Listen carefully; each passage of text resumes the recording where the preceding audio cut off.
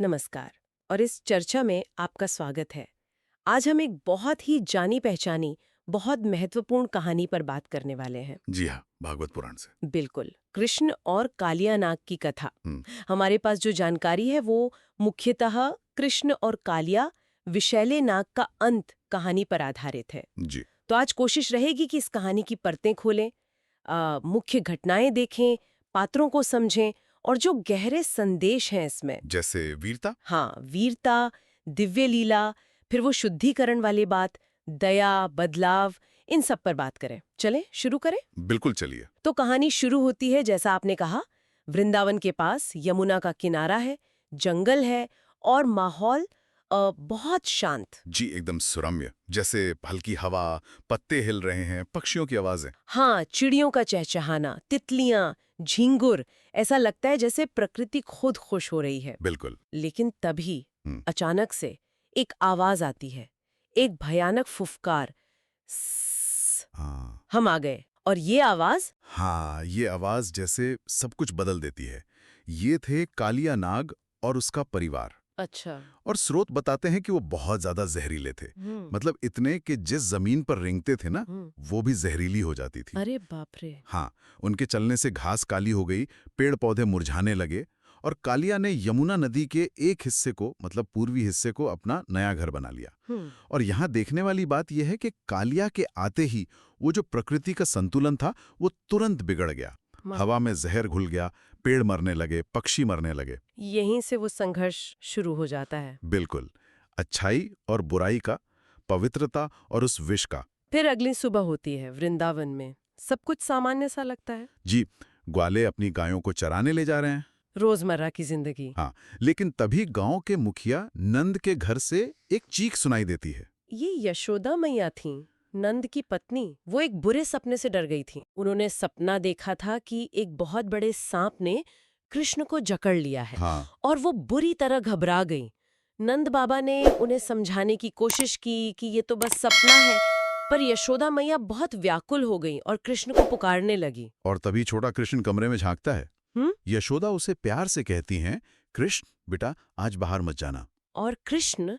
कृष्ण कुछ पल रुकते हैं, फिर एक अजीब सी रहस्यमयी मुस्कान देते हैं और माँ की बात अनसुनी करके घर से भाग जाते हैं। हाँ, ये बहुत महत्वपूर्ण है।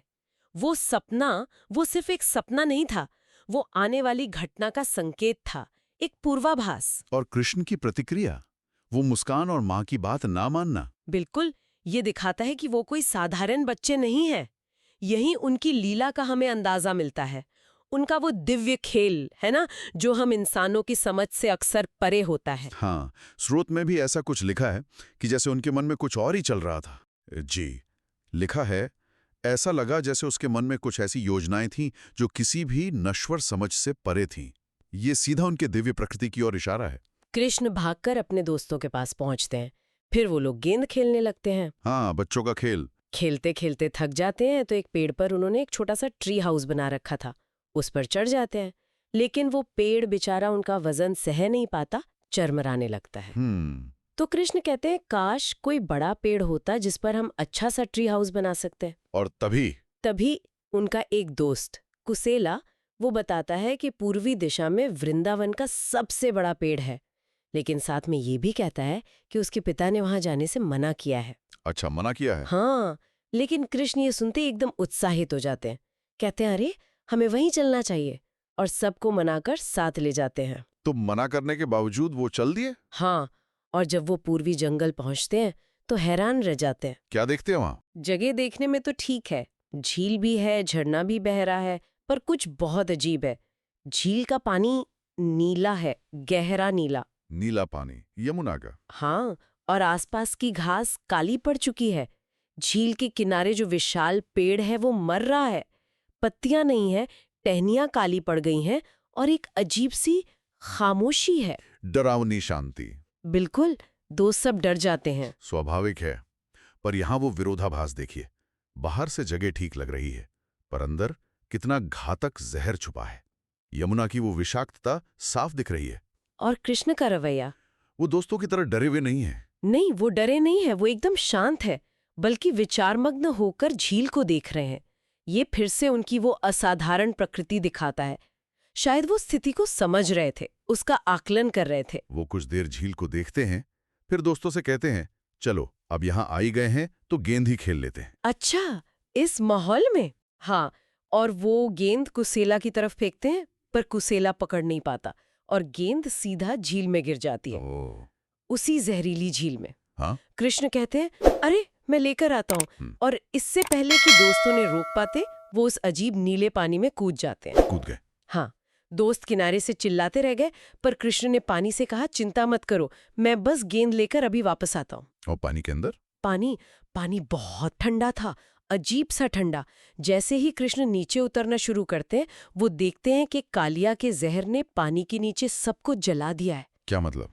मतलब पानी के जो पौधे थे वो जले हुए और काले थे, जैसे तेजाब में डूबे हों, और नदी के तल पर छोटी मछलियों और दूसरे जीवों के कंकाल बिखरे पड़े थे। बाप रे, पूरा मौत का मंजर। हाँ बिल्कुल, जैसे मृत्यु का साम्राज्य हो। तभी फिर से वही फुफकार सुनाई देती है, कालिया। कृष्ण सोचते हैं, अच्छा तो जिसने ये सब किया है वो यही है।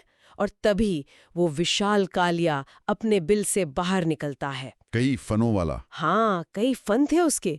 वो फुफकारता हुआ उस छोटे से बालक के सामने आ खड़ा होता है। अब यहाँ मामला वाकई दिलचस्प हो जाता है। कालिया कृष्ण को देखकर हैरान भी है और खुश भी। खुश क्यों? उसे लगा शिकार खुद चल के आया है। स्रोत तो ये भी कहते हैं कि कालिया और उसका परिवार इंसानों का स्वाद चखने को बहुत उत्सुक थे। अच्छा। हाँ, तो वो कृष्ण को अपना भोजन समझता है और उन पर झपटता है। लेकिन कृष्ण तो तैयार थे, वो फुर्ती से पीछे हट जाते हैं। कालिया फिर हमला करता है, और इस बार कालिया उन्हें अपनी कुंडली में जकड़ लेता है, पूरी ताकत से कुचलने की कोशिश करता है। लेकिन कृष्ण को तो जैसे इस लड़ाई में मजा आ रहा था। वो बड़ी आसानी से अपने शरीर को सिकोड़कर या फुलाकर उसकी पकड़ से निकल जाते हैं। कालिया तो चौंक गया होगा। बिल्कुल भौंचक्का। उसके लिए ये नामुमकिन था। आज तक कोई उसकी पकड़ से ऐसे बच नहीं पाया था। उसे समझ नहीं आ रहा था कि ये साधारण सा दिखने वाला बच्चा है कौन। शायद उसे अंदाजा ही नहीं था कि वो किससे भिड़ रहा है। बिल्कुल नहीं। स्रोत यही इशारा करते हैं कि वो अनजान था कि ये स्वयं ईश्वर के अवतार हैं, जो अच्छाई को बचाने और बुराई को मिटाने आए हैं। ये दिव्य शक्ति को कम आंकने का एक क्लासिक उदाहरण है। इसके बाद कुछ देर लुका छिपी चलती है। कृष्ण चट्टानों के पीछे छिपते हैं, कालिया उन्हें ढूंढता है। खेल जैसा। हाँ, पर कालिया का धीरज जवाब दे जाता है। वो गुस्से में चिल्लाता है, अरे लड़के, ये लुका छिपी बंद करो, मर्द की तरह सामने आकर लड़ो। और कृष्ण क्या जवाब देते हैं? कृष्ण हंसते हैं, हंसकर कहते हैं, ओह, मैंने तो अभी नाचना शुरू भी नहीं किया, पर तुम कह रहे हो तो चलो दिखाता हूं कि मैं असल में नाचता कैसे हूं। नाचता कैसे हूं? हाँ, और ये कहकर वो तेजी से पास की चट्टान पर चढ़ते हैं और वहां से सीधा कालिया के विशाल फनों पर कूद जाते हैं। कालिया के फन पर? जी हाँ, उसके संवेदनशील सिर पर पैर रखकर वो नाचना शुरू कर देते हैं। अरे, और क्या नृत्य था वो! कहते हैं पूरी झील कांप उठी थी उस नृत्य से। पानी के नीचे जो मुरझाए हुए पौधे थे ना, वो भी ऐसे हिलने लगे जैसे कालिया की हालत पर खुश हो रहे हों। सांप के सिर पर नृत्य, ये प्रतीक बहुत शक्तिशाली है। हाँ, कैसे? देखिए, ये बुराई पर, अहंकार पर, विष पर अच्छाई की विजय का प्रतीक है। दिव्य शक्ति का जबरदस्त प्रदर्शन है। और कृष्ण की लीला का भी क्या अद्भुत नमूना है। सही बात है।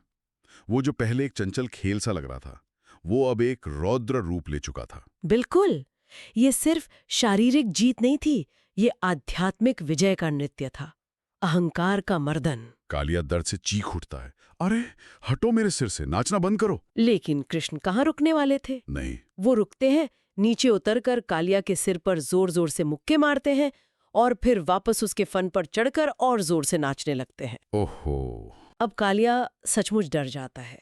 उसे पक्का यकीन हो जाता है कि ये कोई साधारण बालक नहीं है। कृष्ण के पैरों की वो थपथपाहट उसे हथौड़े की चोट जैसी लग रही थी। उसे लगा बस अब जान निकली कि तब निकली। उसका अहंकार टूट गया। हाँ, तभी कालिया की पत्नियां, नाग पत्नियां, वो देखती हैं कि उनके पति का अंत करीब है, तो वो कृष्ण से विनती करती हैं। क्या कहती हो? वो कहती हैं, हे दिव्य बालक, कृपा करें, हमारे पति को जीवन दान दें, इन्हें मारे नहीं। और यहाँ कहानी एक अहम मोड़ लेती है। कृष्ण क्या करेंगे? क्या वो कालिया को मार देंगे जिसने इतना विनाश फैलाया, या दया दिखाएंगे? ये कृष्ण के चरित्र का एक और पहलू दिखाता है। शक्ति के साथ करुणा। बिल्कुल। कृष्ण कालिया को जीवनदान देने के लिए तैयार हो जाते हैं, पर एक शर्त रखते हैं। क्या शर्त? शर्त ये कि कालिया को अपने पूरे परिवार के साथ हमेशा के लिए यमुना नदी और वृंदावन को छोड़कर जाना होगा। हमेशा के लिए? हाँ। कालिया गिड़गिड़ाता है कि बाहर उसे गरुड़ से खतरा है, जो नागों के शत्रु हैं। ये भी बैठ था। तब कृष्ण उसे वचन देते हैं। वो कहते हैं, तुम रामणक द्वीप जाओ, जो नागों का प्राचीन राज्य है। मेरा ये वादा है कि जब तक तुम और तुम्हारा परिवार सुरक्षित वहां पहुंच नहीं जाते, रास्ते में तुम पर कोई पक्षी या कोई और जानवर हमला नहीं करेगा। अब जाओ यहां से। वाह, मतलब सिर्फ निष्कासित नहीं किया, सुरक्षित मार्ग का आश्वासन भी दिया। हाँ। उधर किनारे पर क्या हो रहा है? कृष्ण के दोस्त भागे भागे नंद और यशोदा के पास पहुंचते हैं और सब बता देते हैं। हाँ। यशोदा मैया तो सुनकर रोने लगती हैं। नंद फौरन गांव वालों को इकट्ठा करते हैं और सब भागकर यमुना के उस काले पड़ चुके किनारे पर पहुंचते हैं। और वहां कृष्ण का कोई निशान नहीं। कोई निशान नहीं। हर तरफ वो मौत जैसा सन्नाटा। नंद बाबा बेतहाशा पुकारते हैं, कृष्ण मेरे लाल, कहाँ हो तुम? कितना भयानक पल होगा वो माँ बाप के लिए। बहुत। लेकिन तभी अचानक झील का पानी जैसे उबलने लगता है। ऊंची ऊंची लहरें उठती हैं, जंगल के सबसे ऊंचे पेड़ से भी ऊंची। और सब डर और हैरानी से देखते रह जाते हैं। पानी के बीच से कृष्ण प्रकट होते हैं, एक विशाल सांप के फन पर खड़े होकर नृत्य करते हुए। क्या नजारा रहा होगा। हाँ। और जैसे ही कृष्ण किनारे पर कूदकर उतरते हैं, वो विशाल सांप सम्मान में अपना सिर झुकाता है। यशोदा और नंद दौड़कर कृष्ण को गले लगा लेते हैं। अद्भुत। तो कालिया ने इतनी बुराई की, फिर भी कृष्ण ने उसे जीवनदान दिया। ये बहुत महत्वपूर्ण है। हाँ, क्यों? क्योंकि ये कहानी सिर्फ विनाश की नहीं है, ये परिवर्तन की भी है, शुद्धिकरण की भी है। कृष्ण का वो सुरक्षित मार्ग का वचन देना उनकी करुणा और उनकी प्रतिबद्धता दिखाता है। मतलब उसे मारने की बजाय निकाल देना बेहतर था। शायद ये सुधार का एक मौका था, या प्रकृति के संतुलन को पूरी तरह नष्ट किए बिना उसे फिर से स्थापित करने का एक तरीका। ये सिर्फ सजा नहीं थी, ये एक समाधान था, लीला थी। और फिर कृष्ण के वादे के अनुसार ही हुआ। जी हाँ। कालिया उसी दिन अपने पूरे परिवार के साथ यमुना छोड़कर चला गया और रास्ते में किसी ने उन पर हमला नहीं किया। वो सुरक्षित रामनक द्वीप पहुंच गए। बिल्कुल। और यमुना नदी धीरे धीरे फिर से अपनी पुरानी स्थिति में लौट आई। पानी साफ हो गया, जीवन लौट आया। और वो पेड़, झील के किनारे वाला, वो विशाल पेड़ भी फिर से हरा भरा हो गया। और कृष्ण ने उसी पेड़ पर अपना नया बड़ा ट्री हाउस बनाया। वाह। और उनके दोस्तों की नजरों में तो कृष्ण का सम्मान और भी बढ़ गया। अब वो पूरी तरह समझ गए थे कि उनका दोस्त कृष्ण कोई साधारण बालक नहीं है। उनके कारनामों की कहानियां दूर दूर तक फैल गई होंगी। हाँ। तो इस सब का निष्कर्ष क्या निकला? संतुलन वापस आ गया, पर्यावरण शुद्ध हो गया। पर एक और दिलचस्प बात है। क्या? इतने बड़े, इतने दिव्य काम के बाद भी कृष्ण का स्वभाव नहीं बदला। अच्छा। हाँ। स्रोत कहते हैं कि वो अब भी वैसे ही चंचल थे। अपनी माँ यशोदा की रसोई से मक्खन चुराना और मजे से खाना, आंखों में वही शरारती चमक लिए हुए। मतलब दिव्यता के साथ वो बाल सुलभ चंचलता भी बनी रही। बिल्कुल। ये फिर से वही लीला की अवधारणा को पुष्ट करता है। उनकी दिव्यता उनके मानवीय बालक रूप के साथ कितनी सहजता से जुड़ी हुई है, ये दिखाता है कि इतने महान कार्य करने के बाद भी वो अपनी वो चंचल, थोड़ी रहस्यमयी प्रकृति बनाए रखते हैं, और यही उनके चरित्र को और भी ज्यादा आकर्षक और जटिल बनाता है। तो हमने कृष्ण और कालिया की इस बहुत ही दिलचस्प कहानी के जो मुख्य बिंदु थे उन पर बात की। कालिया ने कैसे यमुना को प्रदूषित किया, यशोदा माँ का वो पूर्वाभास वाला सपना, कृष्ण की बहादुरी, उनकी वो दिव्य लीला, हाँ, और फिर वो बुलाई के दमन का अनोखा नृत्य, कालिया के फन पर, फिर दया का भाव, उसे जीवनदान देना, और अंत में यमुना का फिर से शुद्ध हो जाना, उसका पुनरुद्धार। जी। श्रोताओं के लिए शायद एक विचार यहाँ छोड़ा जा सकता है। हाँ, जरूर। कि हम सोच सकते हैं कि कैसे ये जो प्राचीन कथाएं हैं, ये देवत्व, प्रकृति, विनाश और फिर नवीकरण, इनके बीच के जो जटिल रिश्ते हैं उन्हें कैसे दर्शाती हैं।